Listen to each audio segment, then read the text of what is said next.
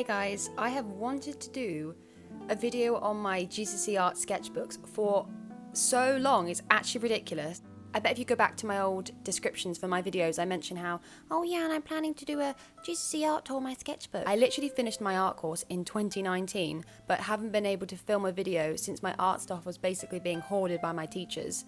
However, I finally got all my GCSE stuff about a few months ago, and so I'm going to show you through my first two projects. Now, the reason I'm showing through my first two projects and not splitting this up or doing them all in one is just because they're in the same books. So I did two books for these two projects, and the first project doesn't really feel like a complete one. So this video is mostly a sketchbook tour, but I have 5 tips sort of dotted throughout the video to help you with GCSE art, and I do indeed hope they're helpful because I think they are some really important points that your teachers might not necessarily tell you. So starting with the first project, we are going to go through my sketchbook.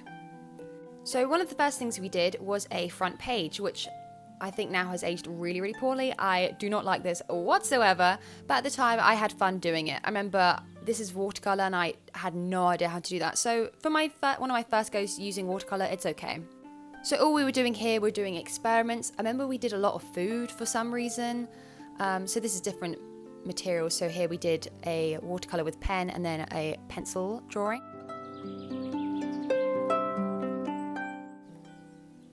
The theme of this kind of experiment was inside outside, so we were doing different things. So here's a not a lovely leaf, but an okay leaf. Here's a collage of lots of pictures of fruit. Another thing we did was drawing eyes, and at the time I was a massive fan of drawing eyes, especially I remember in year 7 and 8 it was like an addiction of mine. That's all I knew what to draw. When this came around and we're like, yeah, we're going to do we're going to draw your own eye, I was like, perfect. And then also we're doing like skulls here for some reason as well. They're quite snazzy. I quite like the ink one, to be fair. That's not aged too poorly. So here's a contact sheet. So these are actually my pictures of fruits.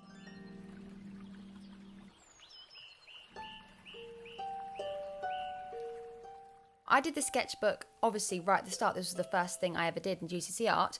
At the end of the course, before I handed the book in, I tried to improve it a bit more. So here I have some observational drawings that I actually didn't do before. There's a lot of things that I added to make sure I got a better grade. So on the left on this page, I did some watercolor. Actually, I used watercolor pens to do these paintings, and I actually think these are really cute, especially the pomegranate, which is at the end of this clip. I'm not gonna lie to you, I do think it's kind of low-key stunning. Like, look at those colors, the white highlights I've used, like, oh, does make me happy. Some of my drawings I don't like in the sketchbook, but this one I do quite like. So we studied the artist Georgia O'Keeffe. We had no choice in this, we were made to. And basically she just paints big flowers and things up close to that. So I think that's why we studied her, even though we were looking at fruit and veg. But there we go. So obviously we did the usual, the artist study, and in that you would talk about the artist and then study a piece. We also studied Berger O'Connor, and also I did a page upside down. We also studied Kathleen Metaxas. And I remember she was a print artist, so this was our teachers really trying to get us doing different things. Again, we wrote about the artist and then studied one of her paintings, or one of her prints, sorry. And then on the right side, for some reason, we've got a mushroom that I've drawn. No relation to the artist I've just looked at, but there we go.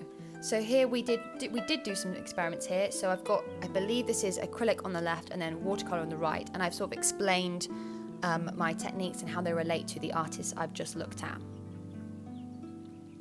Next, we do some prints for Kathleen Metaxas. On the right side, you can see Southampton City Art Gallery. So that's one of the art trips we did. I didn't really like that, and I'm not really a big fan of art trips. We also went to the Arts University Bournemouth as well. And yeah, I'm not a massive fan of going on art trips. And so then we did our final piece. I know, what a weird project is that? It's just suddenly over. But basically, I chose the artist Berger O'Connor, that was the watercolor artist, to do a giant tomato. So that's fun. You know, gotta love that. I actually think this looks all right from a distance. It's just when you get close up, it hasn't aged quite as well.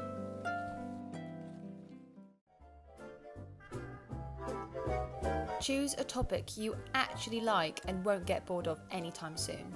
I think this is really key to make sure you are keeping on track with your project because you're inspired and excited to do work.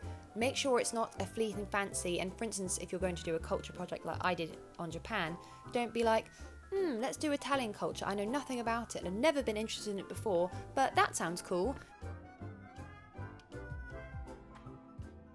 Now for project 2, which was culture. Now from the bat, I knew I wanted to do Japan. When I started this project, I was at the end of my anime phase, so I was obsessed with everything Japanese. So I did obviously a big mind map, and I've got some pictures here too. One thing I quite like here is got this little Japan drawing. It's actually 3D. So I didn't really know what I was doing at all. I just studied random things. So I studied Hokusai, which is probably one of the most famous Japanese artists. He does these prints, which are stunning. I love them. His most famous work is The Great Wave. So these were one of the things I actually had to go back and add, which is the Hokusai experiment. I didn't do, I think, anything to do with him originally. And look how cute this watercolor is. Like, I really like that. I just think there's detail. It's just so cute. I do one later on in the project, which it's just trash. I think it's because I was basing this off of a Hokusai so I could look at it, whereas the other one, it was an original print and it's just not good.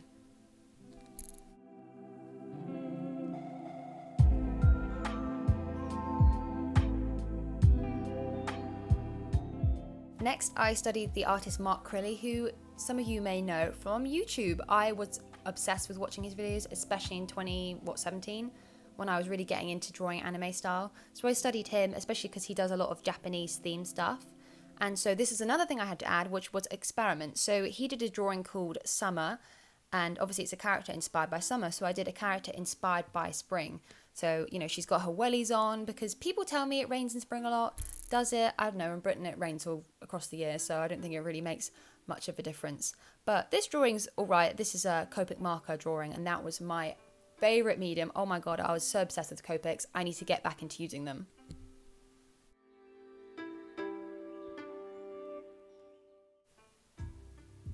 So next, I was doing more experiments. Remember, experiment, experiment, experiment. So I just did some drawings and some paintings. I just painted over a photo and did a half photo, half drawing. And then next of all, one thing I did, which I'm not really sure why I did, but basically Joanna Lumley did a TV show where she went to Japan and I was obsessed with it. And so the next few pages are just about that TV show. I think it's because I didn't really know the direction of my project, and she did a lot of historical sites, so I learned a lot about it. Like, look at that little seal, it's so cute, that little mascot. So yeah, she went to Tokyo. She did woodblock printing. And then this is my favorite spread. Oh my god, stunning. Look at those titles. Like, so this is about Kyoto, Okinawa, and I think a summary, I believe, from a quote. So look at that title. Yeah, I am a big fan of those. It's weird. Some of my project I really cared about what pages look like, and some of them look trash, so. And then here's another one. Obviously, I was enjoying doing the titles. I went to Hyper Japan, which is a Japanese convention. Which I used to go to every year before COVID happened, so that's fun. And then Compton Acres, which is just a garden centre, and they have a Japanese garden there. I went there on a very cold January day, so nothing was in bloom, but it was fine. Try to be structured and have a plan. Now, you don't need to figure out your whole project day one. If anything, don't do that. One of the most important things in GCSE art is to show a journey of ideas. However, it is definitely helpful having one or two things you might be interested in doing. If you're going to do a project on Japanese culture like I did, for instance, you might want to start with only thinking you might do video games or anime. You're not sure if you're going to do video games, anime, Japanese music, and Japanese drama, and Japanese history. I think honing it in as soon as you can is really helpful. And then of course I did a whole double page spread on anime. Don't know why I did this. I guess so when I was drawing anime I could sort of say what genre it is, but I don't think I ever ended up doing that. Because I think in the end my style was probably the most inspired by shoujo, but it's not like I did characters with that big eyes, so I'm not really sure why I did this except from I was enjoying myself a bit too much. And next I went to the British Museum in London to see their Japanese exhibit.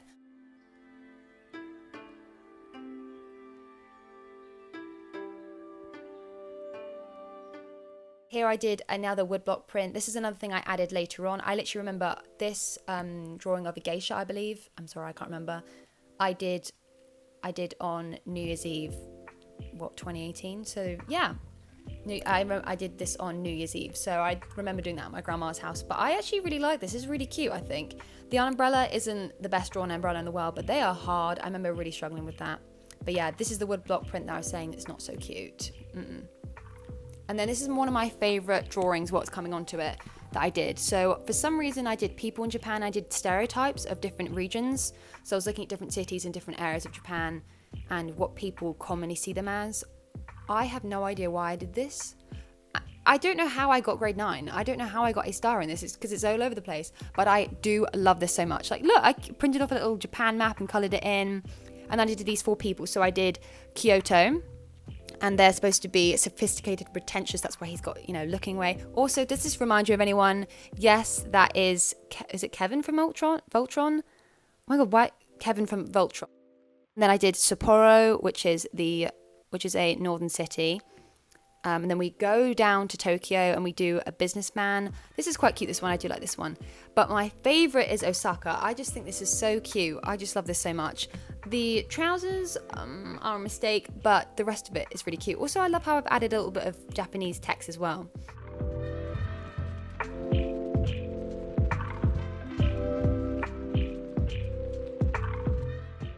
So yeah, I was doing more sketches because basically GCSE art, you just need lots of your own pictures and drawing stuff. So I was only really learning that towards the end of this project. So here we finally have a contact sheet. So this is just to do with hands, to do with food. There we did some observational drawings, which are a staple. You have to do observational drawings to get marks. So my next artist was Higasa Akai. I'm not entirely sure how to say her name, but she is the writer of The Royal Tutor, which was one of my favourite mangas at the time, and I really liked the anime as well. So literally this was just an excuse to just do artists I liked. So basically I started leaning more into the anime side of things and was planning to do something to do with the manga, but I wasn't entirely sure by this point. So I just did some artist copies. You can see by the left with bottom left with Copics, and then some other experiments too.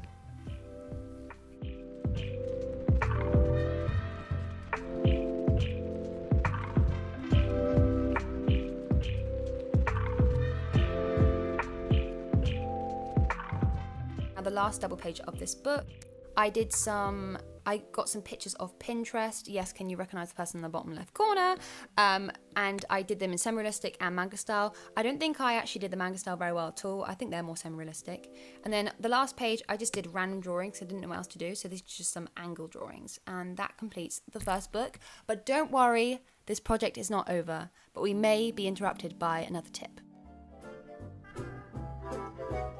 Be on top of work. I think this is the most important piece of advice, no matter if you don't like your project, no matter if you had no idea what you were doing when you started. I think making sure you do the work week to week, make sure you're productive in lessons, make sure you do your homework is really, really key so you don't get stressed towards the end.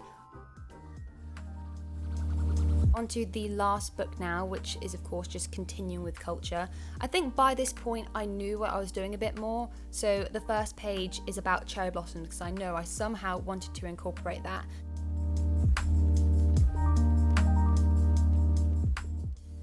And then I did some drawings of those cherry blossoms, which I think they're alright. Especially the main cherry blossom, that is quite cute, that one. And then on the right side of this page, I did some research about hanami, which is basically like a Japanese tradition of enjoying the beauty of the flowers. And it tends to be people sort of having picnics near cherry blossoms. So that's quite nice. And I knew I wanted my project to sort of go in that direction. And then I was looking at hanami in different periods, for instance, modern hanami.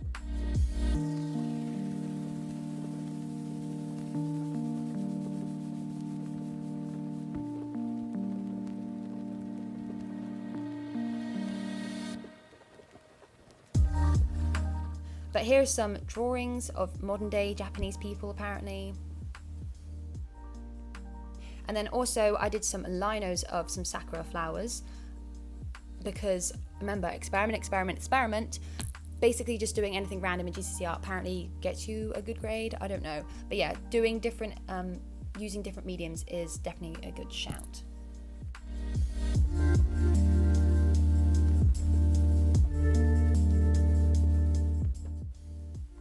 And then next I was doing some digital art as well. So there we go, another medium, and some watercolor, which those watercolor flowers are kind of terrible. But as I said, by this point, I did not know how to use watercolor. Also, if you're looking at these drawings and thinking, what are these drawings? These are actually my character designs for the characters I'm going to do for my final project. But for some reason, I've just slotted them in here. So yeah, they're there.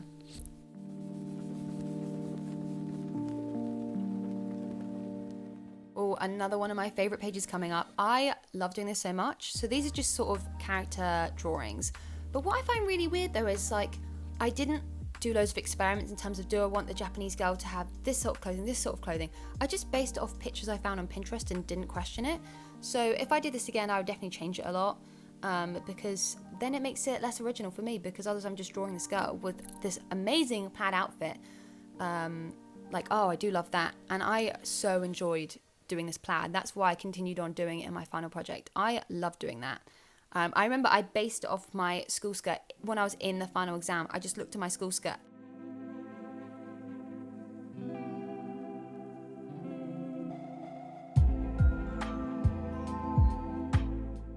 This is supposed to be from the Edo period, and this, I think, emperor-inspired guy as well. What's odd is I really feel like I did not do enough historical research on this, so I'm sorry if you're an expert in Japanese history and you're like, that's wrong, that's wrong, that's wrong. I didn't know what I was doing. So while this is a very ugly double spread, this is one of the most important pages. It's actually me figuring out what I'm doing. It's got, basically I decided on doing manga front covers.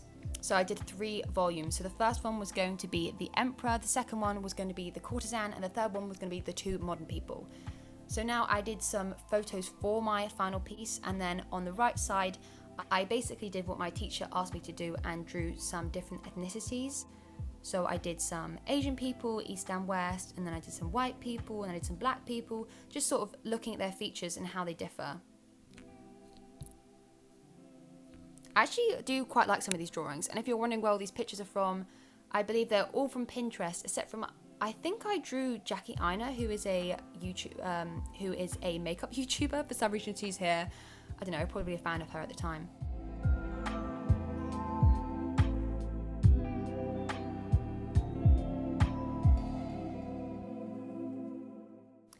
And then this page, I had a blank page and didn't know what to do, so I just did random stuff. So apparently I did some anime eyes and some flowers. And then on the right side, I did my plan for my final piece and really explaining what I was doing. You can pause and read it if you want. It's probably not the most interesting thing. But also, can I say, this little painting at the bottom of the page, this is really cute. I definitely added this in later because I saw I just had an empty box at the bottom. And this is when I sort of slightly better at watercolor and kind of know what I was doing, but this is well cute. I really do like that. Experiment, experiment, experiment. GCSE art is all about trying out new mediums, drawing differently, and that's how you get the marks. Try out watercolor, do some graphite drawings, use charcoal, use a digital program, try out different things when you're drawing whatever your project is about. And now, ladies and gentlemen, we are coming towards the end. So this is my final piece designs. These are my final covers for each manga.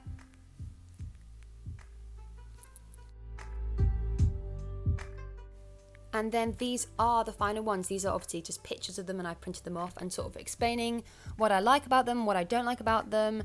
Yeah, I think at the time the second one was my favourite, but number 3 is definitely my favourite now because I think 1 and 2 have aged not as gracefully as they perhaps could have. And so I did a GCSE evaluation answering some questions I was given to on a sheet. And here are the final piece. Don't worry, I have some close-ups so you can see more about what's going on with them. So here are all the final pieces. They are A4 size if you're wondering, and so this is volume 1, which is supposed to be loosely inspired by an emperor, I believe. Next we have the courtesan, which I really loved this at the time, especially the face. I really enjoyed doing this piece. What was slightly weird is that we didn't have like a proper final exam because it was just a practice. It was only one day instead of the usual 2 for GCSE. So the first 2 volumes, so these first 2 ones, I was able to do at home, and then volume 3, which is now my favorite, I actually quite like this one, I did during the exam. So look at that plaid, like, oh, that is so neat. Like, genuinely, I am a little bit too proud of that.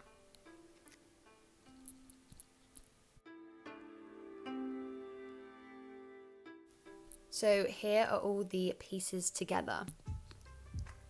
Actually, if you want a bit of an Easter egg, one of my favorite things is the way that these are all connected. So like the green pattern on this man's outfit, I don't even know what it's called, that is terrible, is on this boy's cup. Another thing is this cup is inspired by volume 2 and the cherry blossoms and her fan. So they link together. And then I think these are loosely linked by the red. I don't know how the number 2 is linked to number 1, but we forget that. And then one of my favorite things is, look, the inside of the boots match the skirt, and his red stripes on his top match his socks and match his little bag he's got underneath there. I'm like, the detail though, I love how I actually thought about that. And I think my favorite detail has to be the inside of the boots matching the skirt. First of all, because I could do more plaid. And this is the end of my sketchbook tour.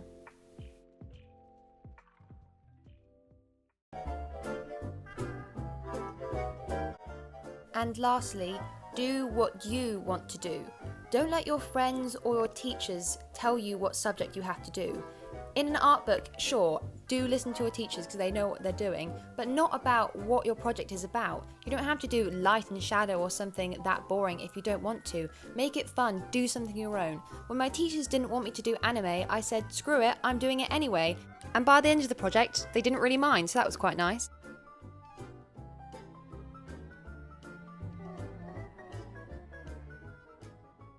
I think in retrospection, even though I did get the top grade in GCSE art, these books in particular could have been a lot better. I think the art was of a good level for my age, but my projects and the way I sort of laid it out in my book was a bit all over the place.